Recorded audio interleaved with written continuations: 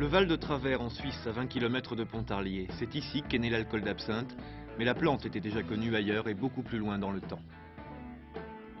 Les effets de l'absinthe sont connus depuis l'Antiquité, c'est-à-dire que déjà Pline en parlait, il prétendait que c'était extrêmement utile contre les douleurs intestinales, contre les crampes gastriques. On prétendait aussi, et là ça rejoint un peu un aspect mythique de l'absinthe, le fait que l'absinthe pouvait guérir du mal d'amour, pouvait guérir des ensorcellements, des envoûtements. Et puis on l'a utilisé ensuite au Moyen-Âge contre les angines, les maladies des paupières. On l'a utilisé également contre les rages de dents, pour lesquelles, paraît-il, il était extrêmement efficace.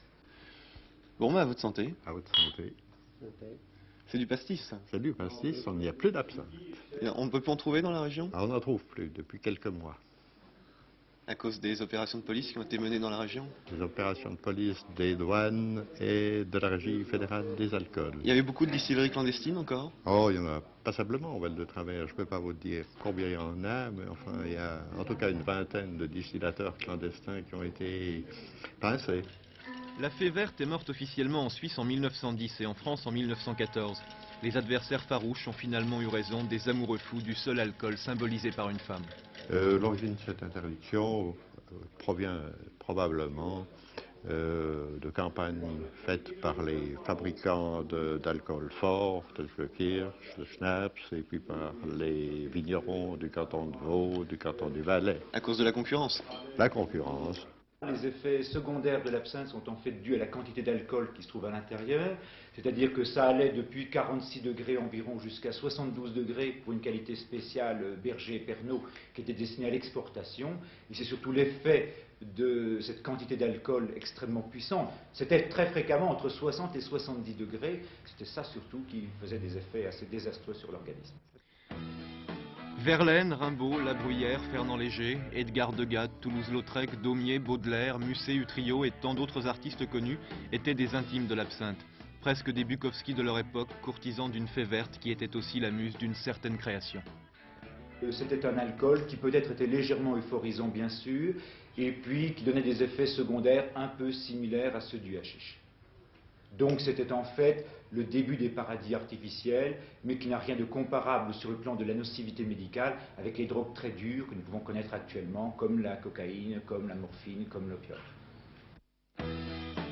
L'absinthe n'est pas plus et pas moins nocif qu'un autre alcool fort. Comme on peut le lire aujourd'hui sur les paquets de cigarettes, c'est l'abus qui est dangereux. Au début du siècle, le docteur Born, alors sénateur du Doubs, écrivait même « J'estime que l'usage modéré de la liqueur d'absinthe, loin d'offrir aucun danger pour la santé, est au contraire parfaitement hygiénique ».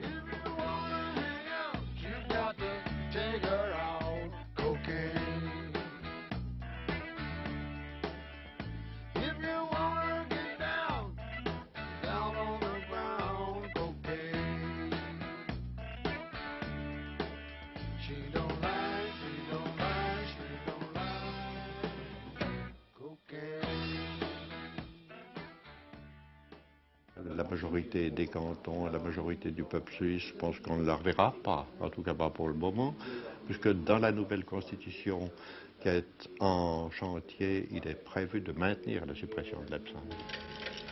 Absinthe interdite mais pas introuvable. En Suisse, avant les arrestations du mois de septembre, on pouvait se la procurer facilement. L'alcool était clandestinement importé d'Italie, les quantités n'étant pas suffisantes, on ajoutait du méthanol. À l'inspection principale des douanes de Pontarlier, on reconnaît qu'une bouteille ou deux passe quelquefois la frontière, mais il n'y a pas apparemment de trafic important. Trafic de fourmis plutôt, qui évoque d'autres substances interdites. À Pontarlier, dans ces mêmes cuves, on distillait l'absinthe il y a encore 75 ans. Pour Pontarlier, c'était la grande époque, la ville était connue dans le monde entier, la campagne environnante était largement couverte de champs d'absinthe. Aujourd'hui, on distille d'autres alcools et puis des visites sont organisées, occasion d'évoquer le souvenir de la fée verte avec ceux qui sont nés assez tôt pour la connaître quand elle circulait librement, et parfois les yeux brillent d'un éclat un peu particulier. Moi-même, j'ai vu les champs qui venaient d'être brûlés. Ils avaient coupé l'absinthe et puis il y avait une feuille d'aller sécher. Et vous avez bu de l'absinthe, vous, à l'époque? Oui, oui, ah ben, j'en ai pas d'absinthe. Si vous voulez voir des pieds d'absinthe, vous pouvez venir, j'en ai. Mais c'est interdit. C'est interdit. C'est pas interdit. J'ai des pieds d'absinthe, vous avez un pied d'œillet. Oui. Bon, j'en ai pas. Très bien dans le jardin. C'est décoratif alors. Oui, j'en ai un ou deux pieds, c'est tout. Et l'alcool d'absinthe, vous n'en avez pas? Moi, je reste encore à peine. On peut en trouver dans la région? Non, pas chez nous, tout. Vous l'avez trouvé où? On en trouve encore en Suisse. Ah, Votre pâté en Suisse? Mystère et boule de gomme, on me l'a donné.